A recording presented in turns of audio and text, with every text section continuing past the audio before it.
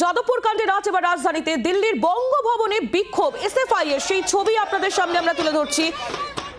যাদবপুর কাণ্ডের আজ এবার গিয়ে পৌঁছলো রাজধানীতেও।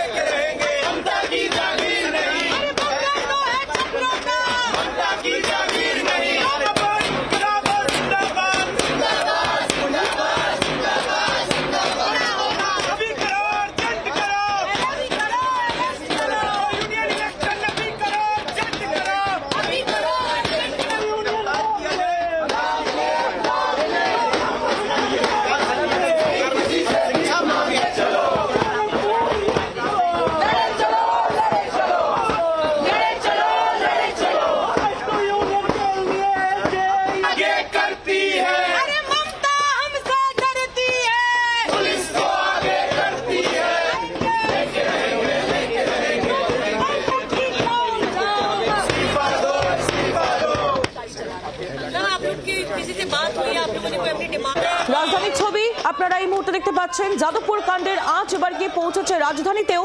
দিল্লির বঙ্গভবনে বিক্ষোভ এসএফআই এর এবং সেই সময়কার সেই বিক্ষোভের ছবি তুলে ধরছি আপনাদের সামনে।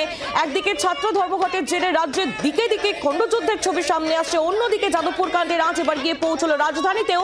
দিল্লির বঙ্গভবনের বাইরে বিক্ষোভ এসএফআই এর।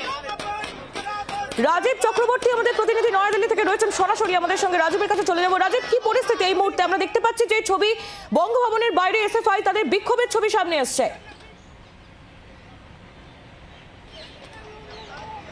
দেখো, এই মুহূর্তে বিক্ষোভ একেবারে শেষ হয়ে গিয়েছে এবং তোমাকে দেখাবো যে দিল্লি পুলিশের আধিকারিকরা যারা এই বাম ছাত্র সংগঠনের বিক্ষোভের জন্য এসেছিলেন, তারা এই মুহূর্তে বিক্ষোভ সমাপ্ত করার পর তাদের শান্তিপূর্ণভাবে বিক্ষোভ শেষ করার পর তারা ফিরে যাচ্ছেন এবং দিল্লি পুলিশের তরফ থেকে অত্যন্ত কঠোর নিরাপত্তার ব্যবস্থা করা হয়েছিল বঙ্গভবনের সামনে। তার কারণ বাম ছাত্র সংগঠনগুলি তারা একটি আহ্বান জানিয়েছিল বঙ্গভবনের সামনে এসে বিক্ষোভ দেখানোর, এবং সেই বিক্ষোভের মূল উদ্দেশ্য ছিল বা দাবি ছিল যাদবপুরের ঘটনার প্রতিবাদ করা।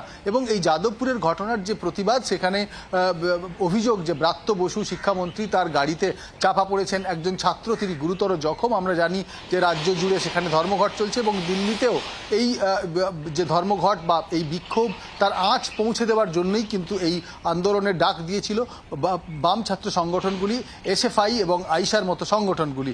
এবং সেই সংগঠনের তরফ থেকে দুই এসএফআই নেত্রী আজকে উপস্থিত ছিলেন। একদিকে ঐশী ঘোষ, একদিকে দীপশিতা ধর। তাদের যে দাবি, তাদের যে মূল দাবি এবং অভিযোগ যেখানে রয়েছে যে শিক্ষা কেন্দ্রে, শিক্ষা প্রতিষ্ঠানে যদি ছাত্রের এরকমভাবে তাকে পিষে মারা হয় গাড়িতে, সেক্ষেত্রে কেন শিক্ষামন্ত্রীর বিরুদ্ধে অভিযোগ দায়ের হবে না, কেন তাকে গ্রেফতার করা হবে না, এই দাবি নিয়ে তারা এসেছিলেন। এবং দিল্লির বুকে বঙ্গভবনের সামনে এই বিক্ষোভের প্রস্তুতি থাকার ফলে দিল্লি পুলিশের তরফ থেকে রাজীব, তুমি আমাদের সঙ্গে থাকো। এসএফআই তরফ থেকে বক্তব্য উঠে আসছে, আমরা শুনে নেব। আমরা এই কথাই বলতে চাই যে আমরা স্ট্রাইকের কল দিয়েছি এবং যাদবপুর ইউনিভার্সিটির ভিতরে বিশ্ববিদ্যালয়তে যে ঘটনা দুদিন আগে হয়েছে তার রিয়াকশনে এই স্ট্রাইকের কল। এবং বহুদিন ধরে শুধু এসএফআই ডিমান্ড নয়, বহুদিন ধরে যাদবপুরের ছাত্রদের নিজস্ব ডিমান্ড। কিছু মাস আগে আমি নিজে যাদবপুর ইউনিভার্সিটি গেছিলাম, সেখানে ছাত্ররা এই কথাই বলছে যে ছাত্র সংসদ নির্বাচন 2019-এর পর থেকে এখানে করানো হচ্ছে না। এই ডিমান্ড আমাদের পুরো দেশ জুড়ে আছে। বিজেপির বিরুদ্ধেও আমরা এই কথাই বলছি যে সরকার কোথাও না কোথাও স্টুডেন্ট ইউনিয়ন ইলেকশন চাইছে না, ডাকেই আগামী দিনের আমাদের আন্দোলন চলবে যতক্ষণ না ব্রাত্য বসু ইস্তফা দিচ্ছে। যারা কলকাতার ছাত্রছাত্রী, যাদবপুরের প্রাক্তনীরা, তাদের ক্যাম্পাসে যেভাবে একজন ছাত্রের ওপর দিয়ে শিক্ষামন্ত্রী গাড়ি চালিয়েছে, তাতে আমাদের মনে হয়েছে আমরা যদি আজকে এখানে এসে আমাদের প্রতিবাদটা না করি, তাহলে ছাত্র হিসেবে, নাগরিক হিসেবে আমাদের সমস্ত সত্তা ধূলিসাৎ হয়ে যাবে।